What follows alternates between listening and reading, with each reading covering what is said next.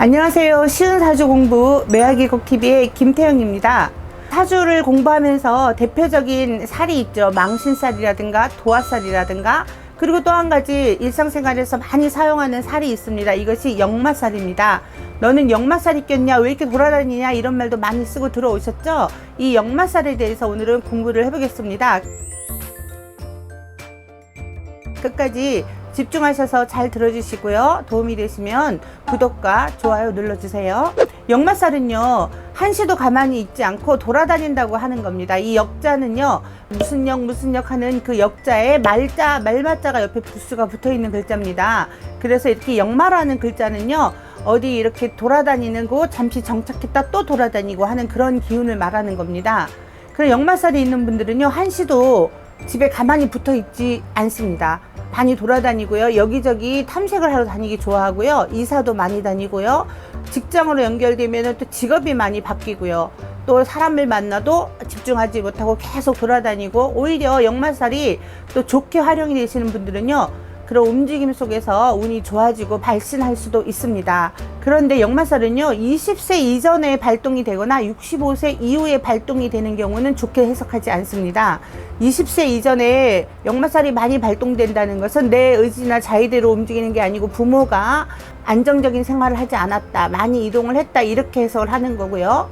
그리고 65세 이후에 역마살이 강하게 발동되는 거는요, 노인이 되시면 이제 노년에는 조금 안정되고 쉬고 뿌리를 내리셔야 되는데, 정착을 못하고 많이 돌아다닌다는 것은 안정되지 못한 노후 생활을 우리가 유추할 수 있기 때문에, 65세 이후에 역마가 강하게 있거나 시에 강하게 역마가 있는 경우에는 좋지 못하게 해석을 했습니다. 그런데 오늘날에는요, 이렇게 노년이라고 해도 수명이 되게 길어지고 경제활동이나 사회활동하는 시기가 늘어났기 때문에 65세 이후에도 역마가 있으면 사회생활을 활발하게 하는구나, 노년에도 사회생활을 많이 한다, 이렇게 좋게 해석을 합니다.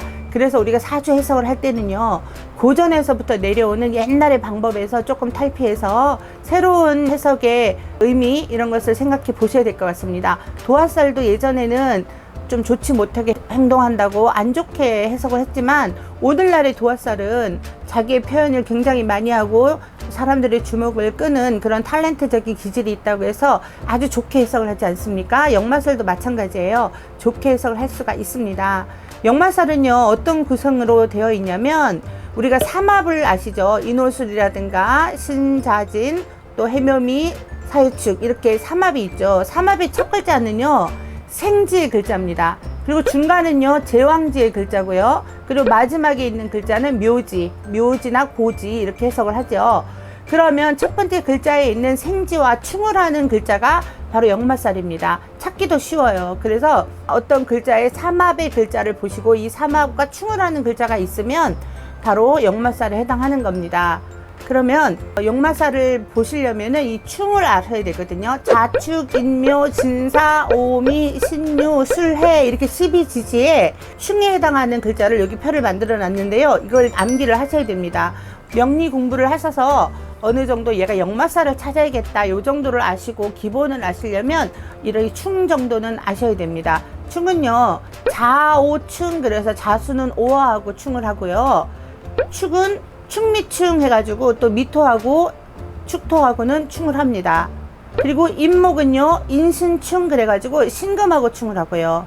그리고 묘는 묘유충, 그래서 유금하고 충을 합니다. 그리고 진은요, 진술충 이렇게 하고요. 사는 사해충, 이렇게 충을 하는 글자는 기본적으로 외우셔야 돼요. 자축, 인묘, 진사 5까지만 외우시면 다 해석이 되는 겁니다. 그래서 충살은 기본적으로 외워두시고요. 이건 사주 공부를 조금 해보신 분들은 충살은 다 이미 알고 계실 거라고 알고요. 모르셔도요, 표를 보시고 공부를 하시면 됩니다.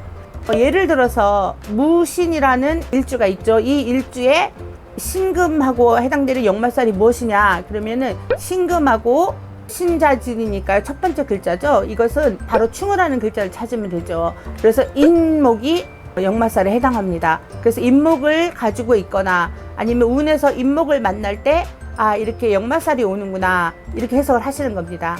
그리고 마찬가지로 해묘미 삼합이죠. 그래서 해묘미에 해라는 글자하고 충을 하는 사해충, 사화가 오면은 아, 이게 사화가 와서 충을 하니까 이게 역마살이구나, 이렇게 해석을 하시면 됩니다. 그래서 역마살은요, 만약에 편인이나 양인이나 이런 강한 기운하고 같이 동조하고 있다면, 거기에 해당하는 글자라면 굉장히 파란만장한 삶을 살 수가 있습니다. 자기가 주도적으로 이렇게 움직일 수도 있고요, 또 주변에서 움직임을 강하게 당하는 것, 주변에 의해서 그렇게 역마살 발동이 강할 수가 있습니다.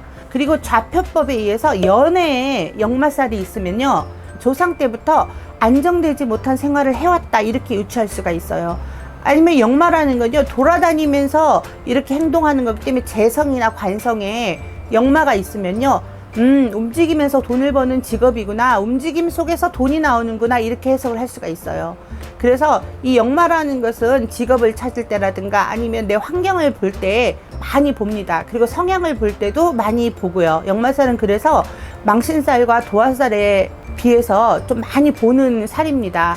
그래서 역마살을 봤을 때 이사를 한다거나 뭐 회사 이직을 한다거나 아니면은 새로운 어떤 일이 생긴다 안 생긴다를 유추할 때 역마살을 많이 보거든요. 그래서 임목 같은 경우, 또 신금 같은 경우, 또 사화 같은 경우, 그리고 해수 같은 경우에 이 경우가 역마가 많이 들어가고요. 그리고 이게 충살의 영향도 있기 때문에 좀 다양하게 폭넓게 많은 변화가 일어나는 시기로 해석합니다.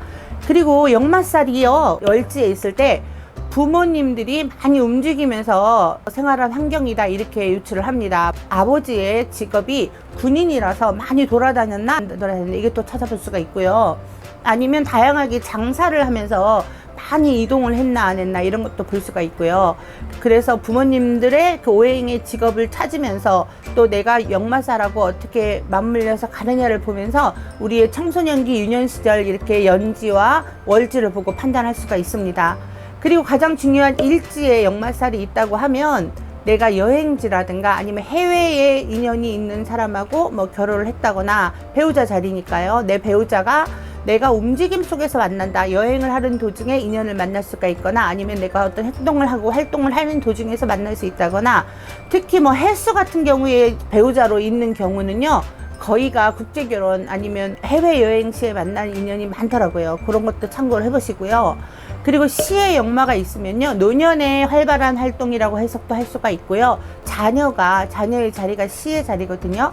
자녀가 역마의 기운을 가지고 있다, 이렇게 해석도 가능합니다. 이 역마를 해석하는 거는 굉장히 다양하기 때문에 지금 제가 말씀드린 거 외에도요, 제 블로그에 오셔서 또 역마살을 검색하시면 다양하고 자세하게 포스팅을 해놨습니다. 우리 학우님들이나 구독자분께서 오셔서 공부를 해주시면 됩니다. 그리고요, 역마살은요, 인신사해라고 하는 생지의 기운을 충해서 다시 인신사해가 나오는 거기 때문에 사건 사고가 많은 겁니다.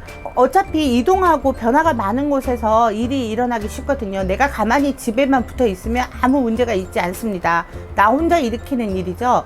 그런데 내가 문 밖을 나서는 그 순간부터 굉장히 많은 일들이 벌어지거든요. 그래서 역마살이 있는 분들은요, 이 삶 자체가 굉장히 다양성이 많습니다.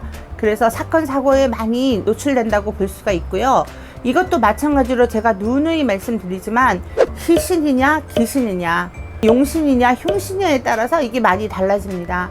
그래서 역마가 희신이나 용신으로 작용이 되는 분들은요, 많이 나가서 많이 돌아다니셔야 됩니다.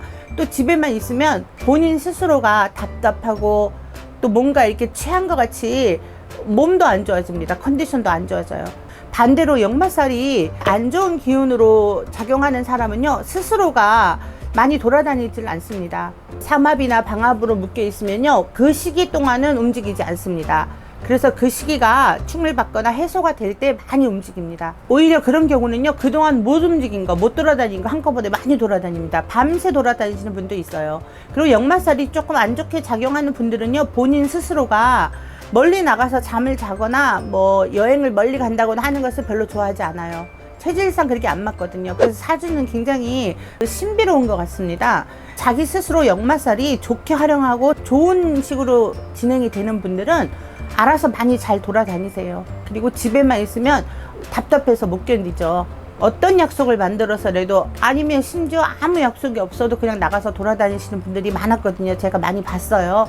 그런데 역마살이 조금 안 좋은 기운으로 흐를 때는 본인 스스로가 자제하고 절제하고 문 밖으로 잘 나가지 않더라는 거죠. 그래서 만약에 운이 안 좋을 때는 이런 안 좋은 역마살을 발동시켜서 내가 밖으로 나가게 됩니다. 그래서 사건 사고에 휘말리거나 다치거나 이런 안 좋은 일로 엮여질 수도 있습니다. 그래서 내가 사주를 안다는 것은요, 이 역마살이 있다 없다도 중요하지만 내가 역마살이 어떤 식으로 활용이 되는가, 좋은 인자로 활용이 되는가 아니면 조금 좋지 못한 인자로 활용되는가를 빨리 파악하는 겁니다. 이렇게 캐치가 되면 내가 스스로 10번 나갈 거 3번밖에 안 나가는 거죠. 그리고 많이 좋은 오행으로 활용이 된다 이러면 되도록이면 나가셔야 돼요. 집안에 있는 것보다는 많이 나가서 돌아다녀야 행운의 여신이 내 발목을 잡는다는 거, 그거 기억하시고요. 역마살은 사실 어려운 공부는 아니에요. 역마살은요, 다른 살에 비해서 알기도 쉽고 또 해석하기도 쉽습니다. 그래서 내가 인신사회가 있나 없나를 먼저 보시면 돼요. 인신사회가 무조건 역마살이나 지살에 해당되기 때문에 지살도 제가 비슷하지만 설명을 드릴 겁니다. 지살하고 역마살은요, 조금 비슷하면서도 약간 달라요. 그 부분은 제가 또 다른 시간에 한번 시간을 내서 설명을 드리겠습니다. 역마살에 대해서 오늘 공부를 하셨는데요, 살펴보시고 만약에 내가 이게 역마살이 희신인지 귀신인지 구분이 안 되실 경우에는 또 블로그 공지란 참고하셔서 사주 상담 신청해 주시면 친절하고 성심껏 또 상담을 해드리겠습니다. 끝까지 시청해 주셔서 감사하고요.